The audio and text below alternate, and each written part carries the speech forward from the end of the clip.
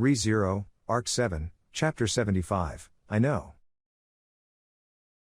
In that wretchedly hopeless scene, such a cheerful voice and smile were terribly out of place. It was evident at first glance that his kimono was violently smoldering, and despite the left half of his face having also been scorched black, Cecilus's attitude as he gazed at Subaru was the same as it had always been.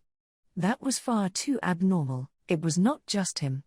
Right now, those who remained alive upon this island, all of them were abnormal beings. The people who were upright, all of them had certainly died already. Cecilus right in front of him, Todd pursuing him, Arakia on her killing spree, and Subaru, the great sinner. Every single one of them, because they were not upright, rather shameless people, they had been able to survive like this. That was why? Subaru, see, Cecilus, from the looks of things, it seems like you've also had a considerably hard time.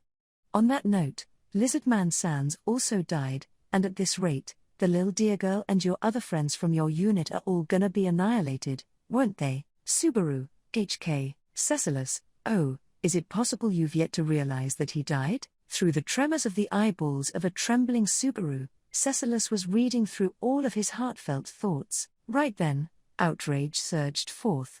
Despite seemingly reading Subaru's heart like that, why was he completely unable to sympathize with Subaru's current feelings? Hyan had died, having been told that, just what would become of Subaru's feelings? And, just why would he speak of that death so frivolously? Cecilus, he really died, you know, absolutely and irrevocably. Only, the face he died with wasn't too bad. Subaru, even though he died. HK, Cecilus, are you thinking it doesn't matter whether it was good or bad? That seems to just be a difference in opinion, then. If they had a good way of living, then they'd also have a good way of dying. It's rather tactless for us listeners to butt in with how we feel about it, so let's stop with that. Lizardman-san had a good death. This face is proof of that, you know. Subaru, Cecilus, it's the face of having died after fulfilling one's duty. I also want to go out like this. Subaru did not say a single thing to Cecilus, who incessantly spewed his nonsense. He had not been cajoled by those words, rather, he thought them to be meaningless. He had not seen the visage Hyan had made upon his demise, so it was utterly unthinkable that he could comprehend Cecilus. That was why, there was not even a fragment of a reason for Subaru to engage with his point. Cecilus, well then, though we happened upon each other here and have been blathering on, in truth I'm actually quite busy right now. I'm in the middle of a fantastic showdown with a half-naked woman who's been rampaging around the island. Stretching his crooked back with a jerk, Cecilus continued to speak as he pleased. The person who had been mentioned in conversation, Subaru knew it to be Arakia without even needing to think. Arakia had commenced a massacre upon being told to do so by Todd. Todd's lack of outstanding fighting strength had been his only good aspect, but that had disappeared once he was paired with her, and he became an impeccable evil. He imagined he would not lay eyes on her again after she had begun turning the gladiators' heads into water balloons, but it seemed like the one who had been keeping her in check was Cecilus. Even when the latter weakened, could it be that a divine general was being suppressed by a fellow divine general? Cecilus, but, as you can see, I'm in the middle of getting cooked in a close fight. Well, I'm beat. Seems like she's here, the person who can compete with me toe-to-toe, that is. Though I'd always thought that, without a doubt, the path to reach the heavenly sword was something that had to be climbed on one's own. Subaru, why? Cecilus, pardon? What was that? Subaru, why, do you seem like you're enjoying this? Quite literally, at the end of the agonizing struggle that had seemed to wring out his soul, the venting of his anger rushed forth from his mouth. Indeed, it was just him venting his anger. In this hellish situation, on this island where Whites, Tanza, Idra, and Hyan, and just about everyone had died, Scleus's smile was revolting. Why was he smiling? In this situation, just what was so amusing? Subaru, why? Cecilus, you've got cause and effect backwards. I'm not smiling because it's enjoyable, I'm smiling to make the situation of this play more enjoyable. Subaru, Cecilus, in this cruel world, everyone is in pursuit of their own ideal happiness. The myriads of different people in existence, the philosophies they each follow, that pursuit remains constant in all of them, but whoever it may be, they have to herald a faith that suits them. Thus, the faith I herald is the reason behind this way of being. While he spoke, Cecilus touched his scorched left cheek with his right hand. Though his tattered and charred skin was peeling and flaking away, even in the midst of seemingly unimaginable pain, his smile did not deteriorate. Without relying on any cheap tricks like not feeling pain, Cecilus kept on smiling. Cecilus, I'm the leading actor of this world. Therefore, I'm not going to adhere closely to the script, but instead the script will adhere closely to me. If you ask me why I smile, then that will be my response. Subaru, Cecilus, for whose sake do I laugh for? It's for my own sake.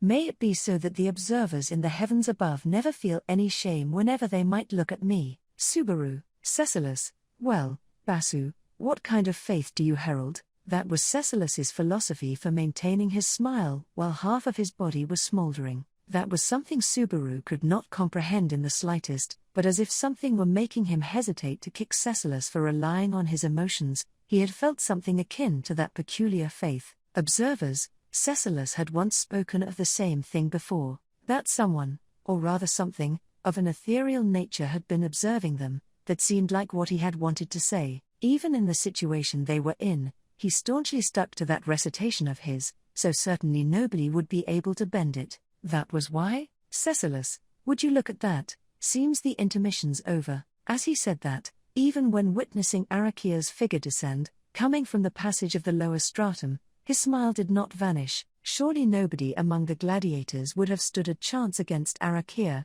her whole body clad in flame. And yet, the wooden branch in her hand had snapped, and she had lost the eye patch that concealed one of her eyes. Loathing the fact that she was able to see with the eye under that eye patch, Arakia was concealing her left eye with her vacant hand, and her face, which had been emotionless in the past, was contorted, expressing utterly complex emotions. Arakia, Cecilus.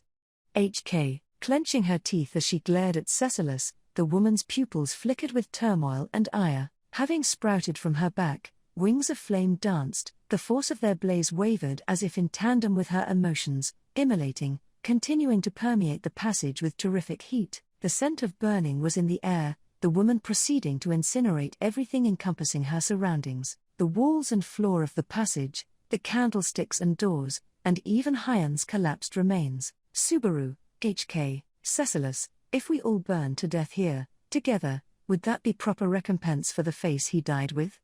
That was a pretty uncharacteristic thing for me to say. By all means, do as you wish, feel free to either stay or leave. Seeing bits and pieces of Hyan's body catch fire, Subaru's expression changed as Cecilus's voice fell upon him. Firmly, Subaru put his arm to the floor, and little by little, tearing his body away from the ground as it began to get hot, he stood up. His head was aching. His blood was lacking. His chest felt like it was overcome with feelings of powerlessness. Even so, just why was Subaru still standing? Neither would he burn to death here, nor would he bite down on the drug placed behind his molar. Just why? Cecilus, then, till we meet again in this life. The reason why he had started sprinting unbeknownst to him, Subaru turned his back on the flaming passage. Running, limping, he was running at far too slow a pace. Faster, if only he had been able to surpass this speed, would he not have been able to finish things without letting them, Idra and Hyan, Whites and Tanza, die? And while he lamented such things, Subaru still continued to run away. Cecilus, well now, Basu's disappeared as well, huh? Arakia, Cecilus, dear me, seems like I'm hated an awful lot. Feeling the presence of that faltering sprint grow distant, batting one eye shut, Cecilus produced a wry smile. The woman clad in flames cast him an intense glare. He understood that he himself was the target of her ire, yet he did not quite understand what the source of said ire was. Only, he felt that it was neither his opposition, nor him interrupting her slaughter of the gladiators, that had originated that rage. Perhaps, there were other reasons beyond that. However, Cecilus, in general, I do have the special skill of angering the people I come into contact with, but, as is usual in those situations, I don't have the faintest clue why. Arakia, HK, for how long will you keep joking around? Cecilus, I'm joking around, huh? May I go as far as to ask what part exactly am I joking around about? Arakia, that appearance, just what is it? HK, those red eyes glaring at him, his appearance had been pointed out. She'd asked what was up with it, though it had been none other than her who had cooked him until he was seared on only one side. Cecilus, but that's not what you mean, is it? Is it possible that maybe you and I happen to know each other? Arakia, joking around. Cecilus, I'm really not, but that being said, since I can't provide any evidence for you to believe me, I can do nothing but insist on it. However, I see, if I think about it that way, it feels like many things make sense. While he spoke, Cecilus whirled around an extended finger of his right hand, and nodded as he spun the eye patch he had stolen from her in the midst of battle. His memories up until the uproar on the Gladiator Island had been terribly unclear. In accordance with what Subaru had asked before, this was fact. That he had not paid much heed to it, was also fact. Nonetheless, just when he had thought that some of those were present, the woman before his eyes had made her entrance, her face looking as if she knew him. If that woman were present within his vanished memories, he felt that was somewhat too good to be true. If she was capable of this much, he had expectations of what could happen, on the path, to reach the heavenly sword. Arakia, always like that. No one will tell me anything. Cecilus, oh? However, in front of Cecilus as he pondered over, as the woman's voice trembled with frustration, powerful bitterness began mixing in with her turmoil and fury. From red to blue, the flames upon her back shifted in hue. They had a graceful charm to them. As that graceful transfiguration was brought about, the breaths she took seemed strained. Arakia, the princess, His Excellency as well, are both hiding.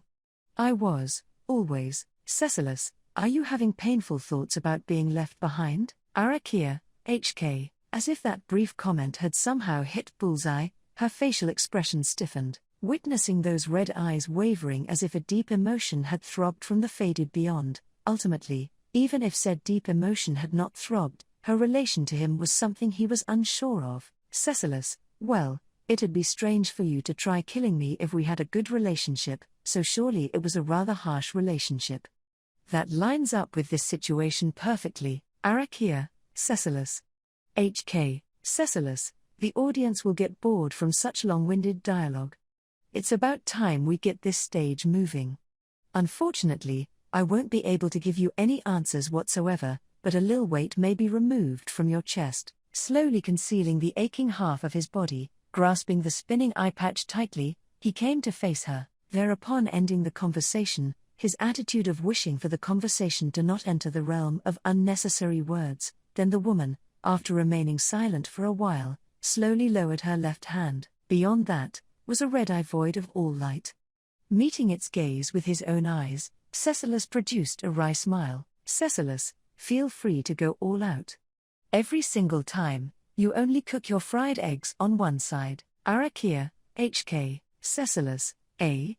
Did something slip out just now? Cecilus cocked his head, wondering about the words that had left his mouth as if by reflex, albeit, it seemed that had spurred her ire further. Arakia, furiously, the sprouting blue flames proceeded to incinerate the lower stratum of the island as they rose. Devoid of the leisure to concern himself with his surroundings, as he plunged into the inferno, Cecilus himself became blue lightning. Subaru, ha. Feeling the heat of the inferno on his back, Subaru frantically fled from the lower stratum. Fled, indeed, he was fleeing. Not resisting, nor struggling, but fleeing. That it had been a strategic withdrawal, or a valiant escape in order to follow up next time, he could not make those excuses. After all, he had nothing at all to follow up with beyond this point. Everybody had died, there was no getting anyone back anymore. Although Whites and the others had staked their lives so he could escape, he was unable to do anything whatsoever. Everything, and anything, his intention had been to succeed in both. In reality, he had intended, by overcoming Sparker on 2 occasions, helping out the comrades of his unit as well as Hyan's comrades, to surmount every hardship. It had been a terribly mistaken presumption. To begin with, Subaru had died many times.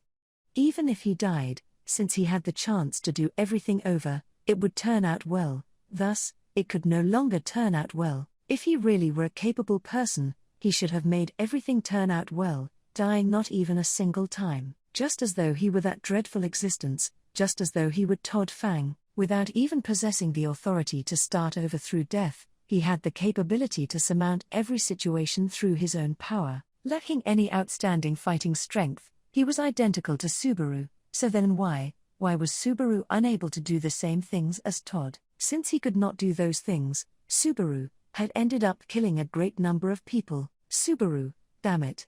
HK, rushing out of the island's lower stratum, just as he felt the open air, his vexation swelled unbearably. Bashing the outer wall he leaned against, Subaru cursed himself for his own weakness, his small fist, his frail body, his non-functioning mind, his useless authority. Were he to start enumerating the reasons for his defeat, what came to mind was unending. Rather, just what did he, this shitty brat with scary eyes, possess? HK, Subaru, ceasing his footsteps in regret and cursing himself, stifled a scream from his throat at the unexpected sound. A sound at this place, his whole body trembled violently as he imagined the worst possible thing. Could Todd, who Idra had desperately tried to fend off, have caught up to him? However, Schwartz, Summer, Subaru, Tanza? As the sound of the hoarse voice continued, Subaru received a shock, although it had not been one of dread. Calling out to Subaru through feeble breaths, was the one who had been thrown out of the passage by Todd's hand, whose safety he had been uncertain of thereafter, Tanza. The girl's entire body was drenched as it limped, and having discarded her kimono, she was dressed in her white juban. She was in a battered condition, with one of the two horns sprouting from her head having been broken off. But even so, Tanza, Schwartz Summer, thank goodness, you are all right. As her gentle eyes wavered with relief, Subaru felt an agonizing sensation stemming from the bottom of his heart. Upon seeing the soaked girl, he understood that she had been thrown into the lake from the upper stratum.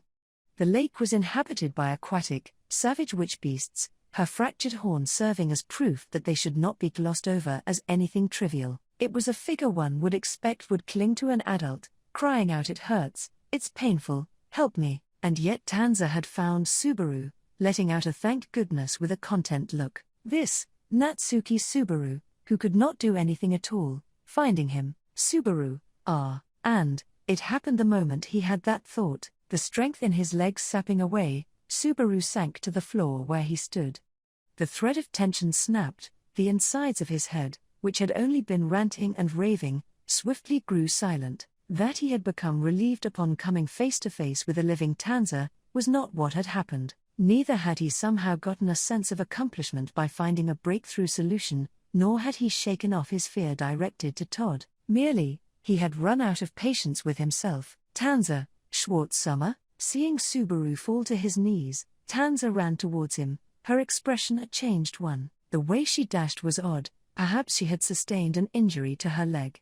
Looking closely, he could see that the sides of her drenched white juban was slowly being dyed red. Despite having sustained a wound seemingly of awfully immense pain, she was still worrying about Subaru. When he realized he could not live up to any of Tanza's expectations, he lost all strength. Resignation had overwhelmed his inner heart. Subaru, it was neither pain nor fear. That which dealt despair to Natsuki Subaru was not something as easy to understand as hardship. He had been unable to meet the expectations, the wishes, placed upon him. That, above everything else, was what brought Natsuki Subaru despair, a despair that had become deadly poison to him. Tanza, Schwartz Summer, compose yourself, the others, Idra Summer and Hyan Summer. Arriving at his side, Tanza touched Subaru's shoulders as she fret over the two people not present. She had not called out White's name. That was a matter of course. Tanza, too, had witnessed White's be slain through her very eyes. Then, regarding the two people not present here as well, she had surely felt a bad premonition. That premonition was accurate to a hopeless extent. Subaru, the two of them, they died. Tanza, HK, Subaru, both Idra and Hyan, protected me. Everyone had died. It was not just that he had not been able to save them, but they had saved him. Whites, Idra, and Hyan all three of them had perished while protecting Subaru. That Tanza was close to death was also because she had attempted to defend an immobile Subaru. Everyone dying was Subaru's fault. Everyone being killed was also Subaru's fault. The horrible tragedy that had befallen the Gladiator Island, all of it had been Natsuki Subaru's fault. Tanza, Schwartz Summer. Let us leave this place. We must hide somewhere at once. Subaru, even if we hide, it's pointless, no matter what, we'll be found immediately. Tanza, even so. Shall you do nothing at all, and wait like this until you are killed? Then for what purpose did everyone in our unit lose their lives? Subaru, shaking her head side to side, Tanza let out a frustrated cry directed at Subaru, still unmoving. Her tearful appeal, however, far from kindling Subaru's heart, only brought about a cold understanding. Indeed, Subaru, for whose safety the three had staked their lives, was utterly, completely useless. In other words, he had let the three of them die in vain. Because all of them had tried to protect Subaru, he had not been capable of living up to their expectations. Even though he had gone as far as having lied to them, deceived them, it would have been better had they not believed that lie. Had he been unable to deceive them to the end of the end, or had there been no gain for Subaru in telling that lie, if they had not believed such a lie? Had that been the case, then the three of them would have not tried to die in Subaru's stead. It had not been for the Emperor's child's sake, nor for Natsuki Schwartz's, but for Natsuki Subaru's, that they would never come to know. And now that he thought about it, there was another person whom he had deceived with the same lie. Tanza, Schwartz Summer. If you collapse here, Subaru, everything, all of it was a lie. Tanza, Subaru, me being the illegitimate child of the Emperor, that's a downright lie. I'm the child of a praiseworthy, incredible and cool dad. But I'm nothing of the sort of a child of the Emperor. Casting his gaze down, Subaru willingly confessed that he had carelessly tried to rely on that lie and their false expectations. If only he had done this sooner. No, he should not have told such a lie to begin with. Tanza, as her already round eyes widened further, Tanza was rendered speechless due to Subaru's admission. That was natural. Given the situation, to think he would tell a lie made Subaru himself want to curse his own self. Having been deceived, it would not be strange in the slightest for the girl to surrender herself to anger. Rather, even if he were to be killed by Tanza's hand, that was something unavoidable. The same went for everyone else as well. The chance to exact rightful punishment on the deceitful Subaru had been lost by those he had deceived. So, even if Tanza were to do that, Tanza, Schwartz Summer, Subaru, Tanza, quickly, let us move from here. I shall carry you upon my back. Subaru, Subaru, who had shut his eyes in preparation for the fact that whatever came out of her mouth would be only natural, lifted his head upon hearing Tanza's words. Pursing her thin lips, Tanza tried to pull on Subaru's arm. Earnestly, she attempted to take Subaru upon her back and get out of this place. A weight leaked out through his voice at that development. He had conveyed everything, every single thing. He had said it had been a lie. Subaru, you didn't hear me, did you?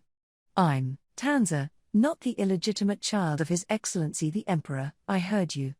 We will address that later, Subaru. It'll be just as shit later, won't it? I'm unrelated to the Emperor. And as such, right now, something like a reason to save me is non-existent. For something that did not exist, pretending that it actually did had been Subaru's sin. That was the very thing that had taken the lives of those three away. Tanza, Schwartz Summer, is that truly what you believe? Having shaken the small hands touching his shoulders off, Subaru ceased his movement. In front of him, Tanza, crouching, was looking straight into Subaru's eyes with intent.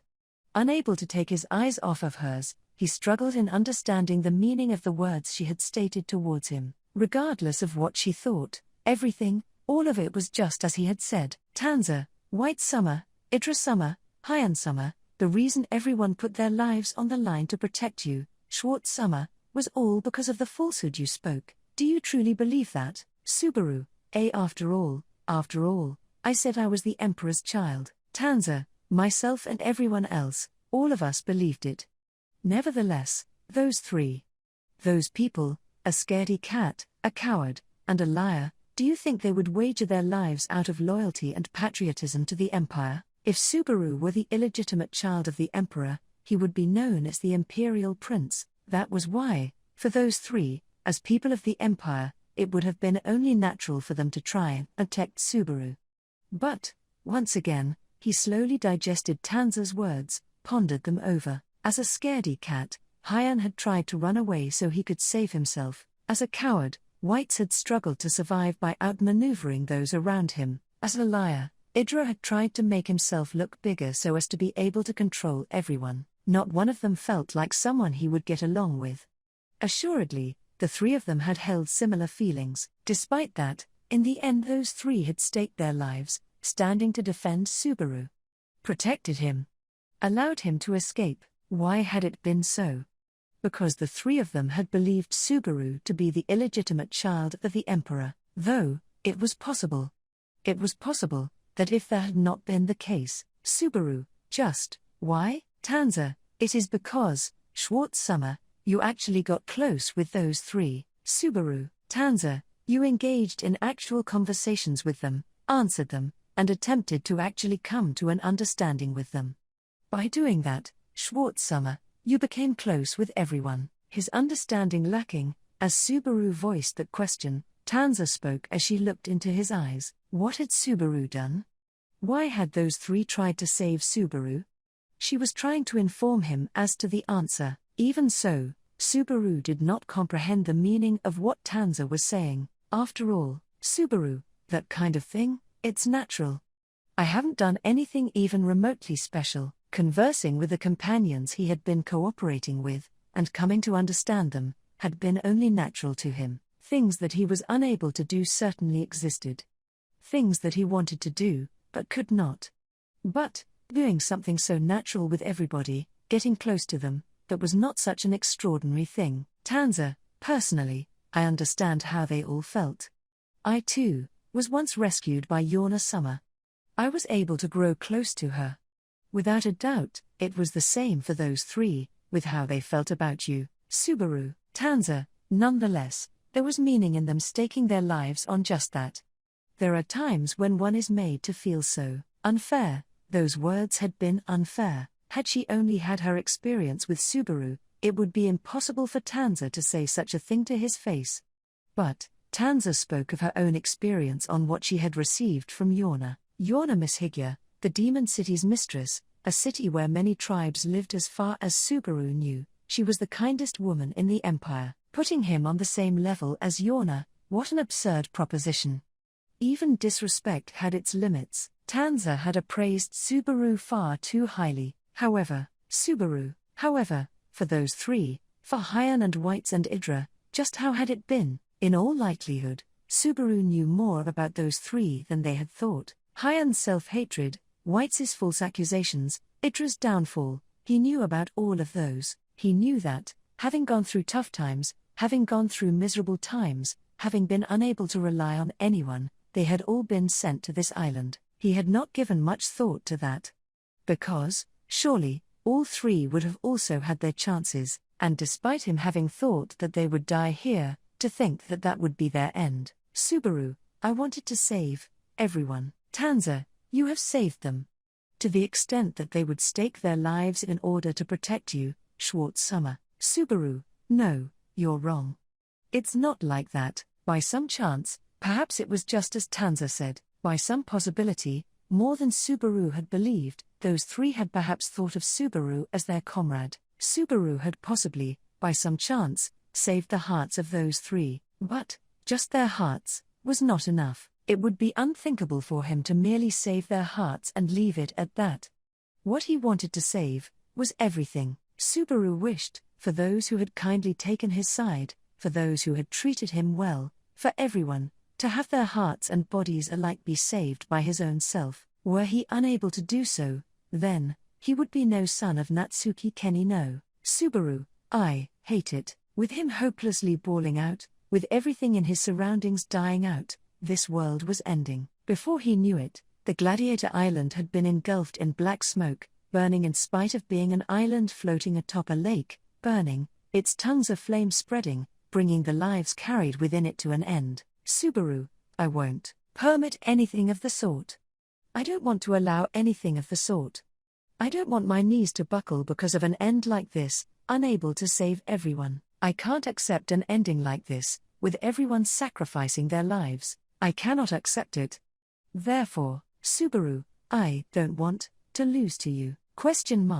I don't really care about stuff like winning or losing, though. From behind the ascending black smoke, tapping his shoulder with the axe in his hand, the man responded as he tilted his head. For but a moment, Subaru had mistaken the man, who had made his appearance with relaxation as he carried a blood-stained axe on his shoulder, for someone else. Missing his trademark bandana, his orange hair hanging down, he lent a vastly different impression from the man Subaru was acquainted with. However, that pair of eyes, those green irises, the malice therein unable to be fully concealed, could not quite falsify his identity. Subaru, Todd, you sure have the devil's luck.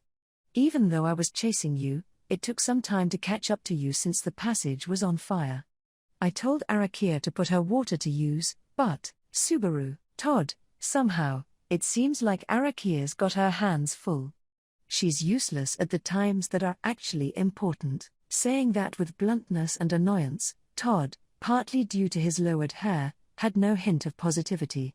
The fabricated aura of a friendly young man from their first meeting had evaporated, and what was present now was only a chilly thirst for violence. Perhaps even that violence was also a misunderstanding on Subaru's part, and was possibly another fabrication. He was a man who would tell only the needed lies if push came to shove, utilizing those around him, a fabrication as was typical of Todd. Tanza, please, refrain from coming any closer than that. Glowering at Todd as he tried to take a step forward, Tanza picked up a nearby rock. With the arm strength Tanza possessed, power unthinkable for a child, then even an ordinary stone would be enough as a lethal weapon when thrown. In the case Todd was the opponent, however, Subaru did not feel like a rock would not have any usefulness beyond being a rock, and in fact, Todd was no coward. Instead, narrowing his eyes, Todd, even though you fell in the lake, you're quite stubborn, little miss. Are you the same as that lot from earlier, Tanza, if you are referring to everyone from the unit? Todd, that's a troublesome look in your eyes. I also don't intend on underestimating just how dangerous that desperation is. If I did, it'd be troublesome, as we'd render each other unable to move. As he stated that, Todd ran his hand through his own hair. Transmitted from that gesture, was that the removal of his bandana had been an achievement left behind by Idra. It was not that he had been able to defeat Todd, nor was it that he had injured Todd, even, it was just that he had snatched Todd's bandana away, and that notwithstanding, because Idra had carried out a single retaliation, Todd was exercising caution towards Subaru and Tanza. Tanza, what? Just what is it exactly that you desire, Todd? I just want to go home to my fiancée, though. Having brought his legs to a halt, that was Todd's reply to Tanza's question. Devoid of any apparent hint of jest or sarcasm, Todd vocalized his desire as a matter of fact. He just wanted to go home, that was the sole thing he desired. That was what Todd had declared. Perhaps, then, that had not been a lie of any sort. Tanza, Subaru, Tanza, you don't need to speak to him anymore. The one to speak to him will be me. Pulling Tanza back, who had cast a stern look, Subaru silently trained his gaze on Todd. With the pair of tattered children before him, Todd shrugged his shoulders. Todd, I've got nothing to talk about, boy. Subaru, I'll keep you company as you look for an opening. Or could it be that you're scared of a kid who's this close to death? Todd, sure is scary. A brat still trying to provoke me despite the situation. Being scared is unavoidable. Not letting himself be provoked in the slightest, nor relaxing even a shred of his vigilance, he would not cut corners even if his opponent was a child. In truth, against an opponent troublesome to no end, he thought it only natural to be driven to a corner like this. Though, he also considered something else. Todd was someone who cautiously used his wits and did not overestimate his own ability. Such a way of doing things was, Subaru, you're someone who tries to manage everything all on your own, Todd. It's impossible to do everything. I know the extent of my own ability, Subaru. Although you came alongside Arakia as comrades, you really don't trust her in the slightest. He could not feel any consideration towards Arakia in Todd's attitude, not because he was not confident in Arakia's strength, nor because he believed there was no way she would lose, but rather because, regardless of her strength or weakness, Todd simply did not care about Arakia, and that was unrestricted to just Arakia. That way of thought applied to everything in Todd's vicinity. That was why his thoughts, his actions, his ideals, all were fulfilled entirely by his own self. Subaru, I don't want to lose to a guy of that sort. Todd, it's not about winning or losing. I don't particularly mind, it's fine if you win, as long as you die. Subaru, my defeat won't just be my defeat. It'll be Tanza's, Hyan's, White's, Idra's, everyone in the unit's defeat. That was absolutely loathsome. Altogether, Subaru and the others had fought, they had resisted, and they headed towards victory. As a unit, that was why they would win. With everyone, he would go and win. Todd, kneeling, his body close to death, Subaru put a hand to his own chest. Though Todd scowled at those words, he did not heedlessly shift his vigilance away from Tanza. Naturally, were Subaru to attempt any discernible action, Todd would surely move to impede him. Though, as Subaru remained kneeling on the spot, he did not move. He would not move. Subaru, Todd, and he had no need to move. There was just one thing he had to say. Subaru, I can return by death. Powering through his slight hesitation, Subaru spoke so, prepared for what could happen should he say that. With his hand still upon his own chest, Subaru clearly spoke those words. And then, Todd, what? After an instant of nothing, because of Subaru's words, Todd wrinkled his brow, creating deep creases. Unable to grasp the meaning of those words, Tanza returned signs of doubt all the same.